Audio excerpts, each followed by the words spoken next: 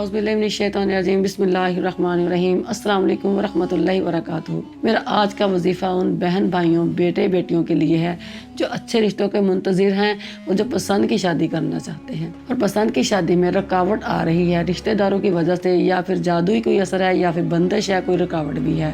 انشاءاللہ نمازوں کی پابندی کے ساتھ یہ وظیفہ کیجئے، 11 دن مسلسل کیجئے، ایک دن کا بھی ناغہ نہیں کرنا، انشاءاللہ آپ کی مراد پوری ہوگی۔ نماز کی پابندی کے ساتھ آپ نے کسی وقت بھی یہ سورۃ تغابن 28 پارے میں ہے، سورۃ تغابن ہر روز 3 مرتبہ پڑھنی ہے، اول آخر۔ اور پھر جب کوئی بھی ارادہ کرو، کوئی بھی کام کرنے کا ارادہ کرو تو پھر اللہ پر بھروسہ کر لیا کرو، اس لیے کہ ٹھوکر ان کو بھی لگتی ہے جو اللہ پر بھروسہ کرتے ہیں، لیکن اللہ پر بھروسہ کرنا ان کو مشکل سے گزرنے نہیں دیتا، سنبھال لیتا ہے۔ اور اللہ پر یقین کرتے ہوئے صبر کر کے یہ کیجئے، انشاءاللہ صبر جو ہے اللہ کی رحمت کو کھینچ کر لاتا ہے۔ اگر یقین نہ آئے تو پھر صبر کر کے دیکھ لو، اللہ آپ کو دونوں جہاں کی رحمتوں نعمتوں سے نوازے اور آپ کا نصیب کا ستارہ چمکائے، اور جو بھی آپ کی خواہش ہے اللہ اس کو پوری فرمائے، آمین۔